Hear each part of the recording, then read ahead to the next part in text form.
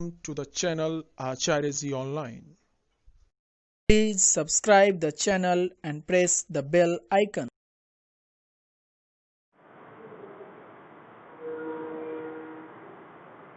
सुप्रभातम भैया बहन। आज के वीडियो में हम लोग उपसर्ग के बारे में अध्यापन करेंगे।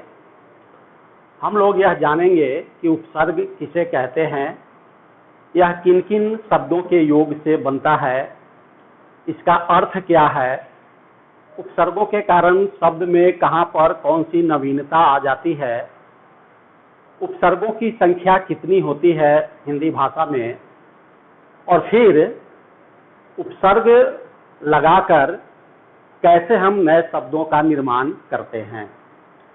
तो सबसे पहले आप जान लीजिए कि उपसर्ग किसे कहते हैं। बहुत सारे व्याकरण में बहुत प्रकार की इसकी परिभाषा है, लेकिन जो इसकी मानक परिभाषा है वो मैं बतला दूं। कहते हैं वह शब्दांश जो किसी शब्द के पहले लगकर उसके अर्थ में परिवर्तन कर देता है उसे उपसर्ग कहते हैं। जैसे प्रतिकूल शब्द है तो इसमें प्रति उपसर्ग है और कूल मूल शब्द है। ठीक उसी तरह आमरण शब्द है, इसमें मूल शब्द मरण होता है और उपसर्ग आ होता है। उपसर्ग दो शब्दों के योग से बनता है, उप जोड़ सर्ग। आप देख रहे हैं यहाँ उप और सर्ग के योग से या मेल से उपसर्ग का निर्माण होता है। उप का अर्थ होता है निकट, नजदीक, पास, और सर्ग का अर्थ होता है सृष्टि करना, निर्माण करना, रचना करना। और इस तरह उपसर्ग का अर्थ होता है निकट रहकर दूसरे नए अर्थ वाले शब्द का निर्माण करना। उपसर्ग के कारण क्या चमत्कार पैदा होता है, नवीनता आती है, क्या प्रभाव आता है, वो जान लीजिए। उपसर्ग के कारण शब्द में गंभीरता आ जाती है, कहीं कहीं उसमें चमत्कार आ जाता है और कहीं कहीं प्रतिकूलता आ जाती है, मतलब उल्टा अर्थ देता है। जैसे उदाहरण के तौर पर समझ लीजिए कि एक शब्द है पूर्ण, अगर इसमें हम परि उपसर्ग लगाते हैं तो यह परिपूर्ण हो जाता है, मतलब यहाँ चमत्कार उत्पन्न होता है। उसी तरह सम उपसर्ग लगाकर इसी पूर्ण में हम संपूर्ण बनाते हैं, यहाँ भी विशेषता आ जाती है। लेकिन इसी पूर्ण शब्द में, मूल शब्द में हम अ उपसर्ग लगाते हैं तो अपूर्ण बनता है और यहाँ ठीक उसका उल्टा अर्थ आ जाता है। अब हम जानेंगे कि उपसर्गों की संख्या कितनी होती है। तो आप लोगों ने गुरु कामता प्रसाद का नाम सुना होगा, बहुत बड़े व्याकरणाचार्य हुए और व्याकरण शास्त्र उनकी बातों का समर्थन करता है, मानता है। तो प्रसिद्ध व्याकरणाचार्य गुरु कामता प्रसाद ने व्यवस्था दी है, नियम बनाया है कि संस्कृत में उपसर्गों की संख्या उनके अनुसार 22 है, हिंदी में उपसर्गों की संख्या 12 है और उर्दू में उपसर्गों की संख्या 18 होती है। ये कामता प्रसाद के अनुसार है। अब हम देखेंगे कि कैसे उपसर्ग से शब्द निर्माण करते हैं, मतलब किसी भी मूल शब्द में उपसर्ग लगाकर कैसे दूसरे शब्द, नए अर्थ वाले शब्द बनाए जाते हैं। एक उपसर्ग है अति, और इसका अर्थ होता है अधिक, ज्यादा, और इसी से बनता है अतिकाल, अतिरिक्त, अतिशय, अत्यंत, अत्याचार, अत्युक्ति, अतिक्रमण।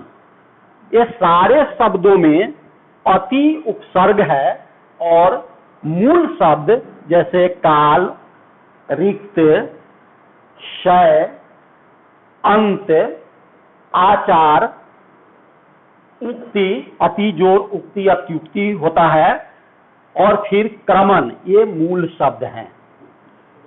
ठीक इसी तरह एक उपसर्ग है अधि, जिसका अर्थ होता है श्रेष्ठ, बड़प्पन, बड़ा भी कहते हैं।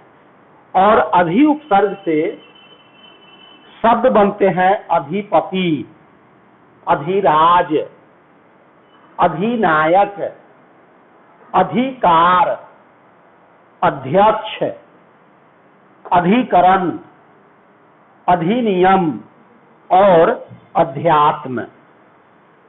ये सब में अधि उपसर्ग है और मूल शब्द है पति, राज, नायक, कार। यहाँ भी अध्यक्ष को जब अलग अलग करते हैं तो अधि जोर अक्ष। करण मूल शब्द है, नियम मूल शब्द है, और अध्यात्म अधि जोर आत्म, मतलब अधि उपसर्ग हो गया और आत्म मूल शब्द हो गया। ठीक इसी तरह एक उपसर्ग है आ, और इसका अर्थ होता है सहित, मतलब साथ। इससे बनने वाले, आ उपसर्ग से बनने वाले शब्द हैं आजन्म, आमरण, आचरण, आदान, आरंभ, आकाश, आक्रमण, आजीवन।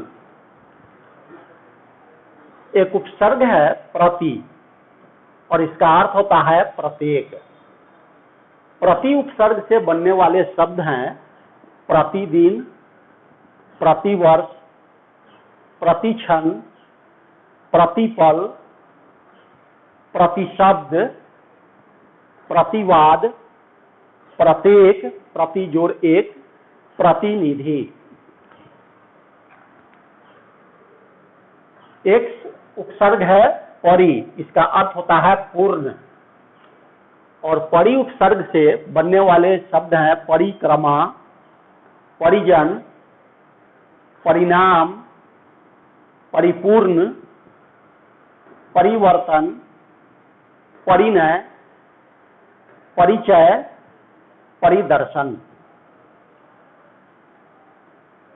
एक उपसर्ग है परा, जिसका अर्थ होता है नाश, और परा उपसर्ग से बनने वाले शब्द हैं पराजय, पराभव, परामर्श, पराक्रम, पराभूत, पराजित, परास्त। ठीक इसी तरह सु उपसर्ग है और इसका अर्थ होता है उत्तम, श्रेष्ठ, और सु उपसर्ग से शब्द बनते हैं सुगम, सुजन, सुकर्म, सुलभ, स्वागत, सुजोड़ आगत, सुसंस्कृत, सुकीर्ति, सुकाम।